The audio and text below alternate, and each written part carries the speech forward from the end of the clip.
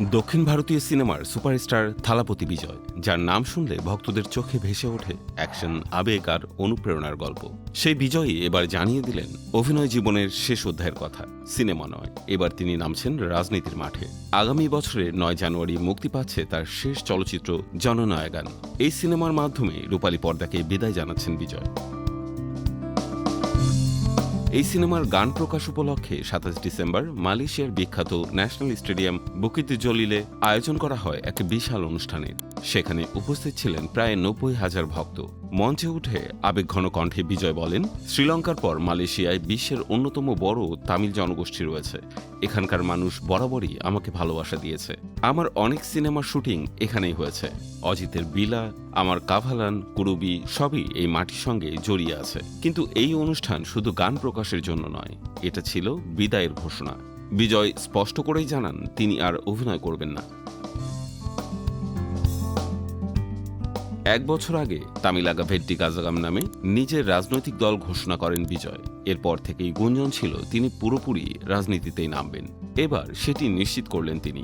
ভক্তদের উদ্দেশ্যে বিজয় বলেন, মানুষ আমার জন্য হলে লাইনে দাঁড়িয়েছে, এবার আমি তাদের জন্য দাঁড়াতে চাই। আগামী 30 থেকে 33 বছর আমি মানুষের পাশেই থাকতে চাই। তিনি আরো বলেন, আমি সিনেমায় এসেছিলাম ছোট্ট একটা স্বপ্ন নিয়ে, কিন্তু আপনারা আমাকে রাজপ্রাসাদ উপহার দিয়েছেন।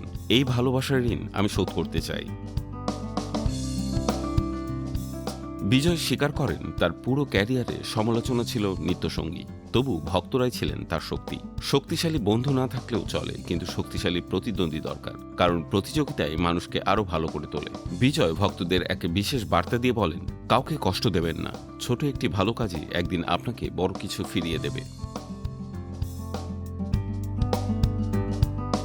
জননায়গান সিনেমাটি হয়তো থালাপতি বিজয়ের অভিনয়ের জীবনের শেষ স্বাক্ষর, যেখানে একজন নায়ক বিদায় নিচ্ছেন রূপালী পর্দা থেকে আর জন্ম নিচ্ছে একজন রাজনৈতিক যোদ্ধা।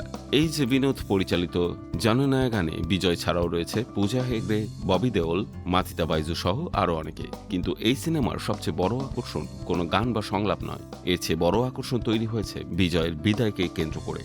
তাই ভক্তদের চোখে জল, হৃদয়ে গর্ব, কারণ তাদের প্রিয় নায়ক এবার লড়বেন সিনেমার পর্দায় নয়, মানুষের অধিকারের জন্য।